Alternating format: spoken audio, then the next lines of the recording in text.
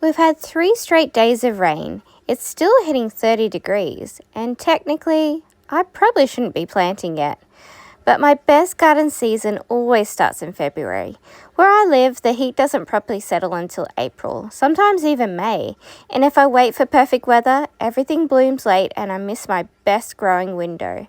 February start means that flowers and vegetables mature through our coldest months of July and August. And our season officially wraps up around September. So instead of waiting, we're going to adapt. Today I'm building a seedling nursery using whatever I already have. A few years ago, Anthony gave me this fold-out table. The black plastic came from leftover material on one of his work sites. The seedling trays are ones I've saved from Bunnings over the years. And these 15-litre paint buckets are from his painting jobs. Flipped upside down, they're actually the perfect height to create airflow underneath the table. Past me bought shade cloth from Bunnings, so that's coming out too. I'm draping it over the top and holding it down using old round pots filled with rocks from our garden path. It's not fancy, it's not permanent, but it works. Anthony loves building things properly and permanently. Solid, fixed, done once. But I actually love building infrastructure that can be rearranged, rebuilt, and adjusted as my garden evolves.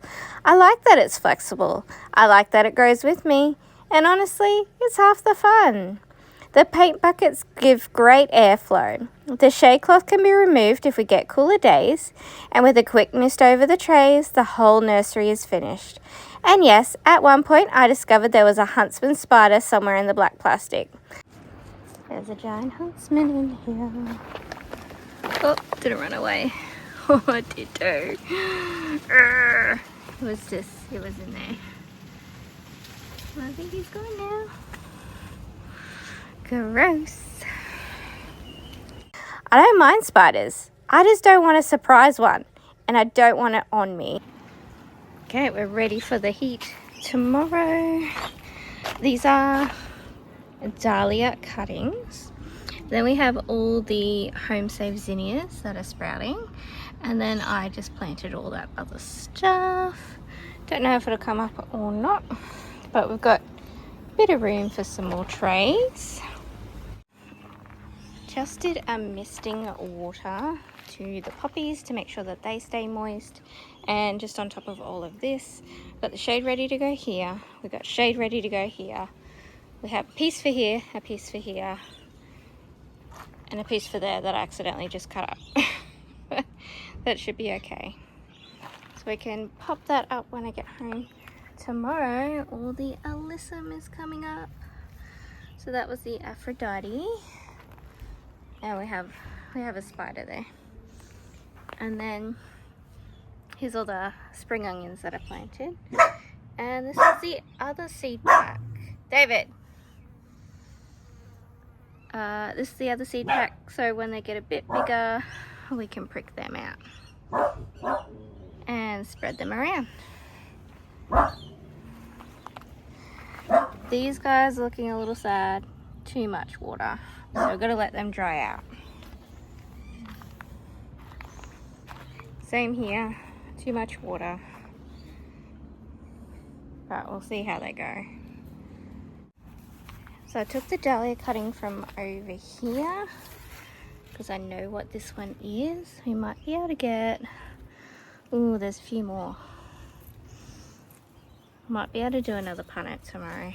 Whoop, try not to break it. And then we're gonna save seeds from this. Has like a freckled effect. That's a zinnia. I'm saving seeds. I've already done 2 seed heads of this. It's orange with pink. So we'll grab them soon. And I had a couple of yellow.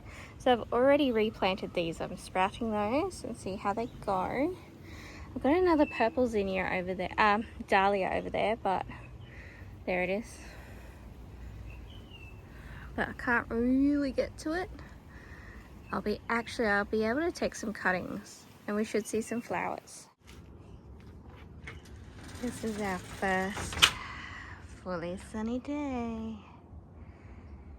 Ooh. But let things dry out a little bit.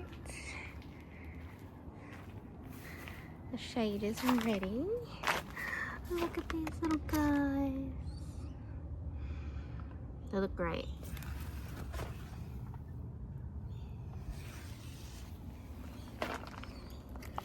And got some zinnias opening. We only had the one double. All the rest are singles.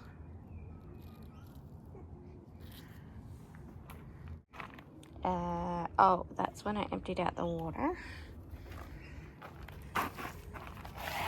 Cover that back up. The seeds are already starting to sprout. Even with the rain and the heat swings, they're pushing through.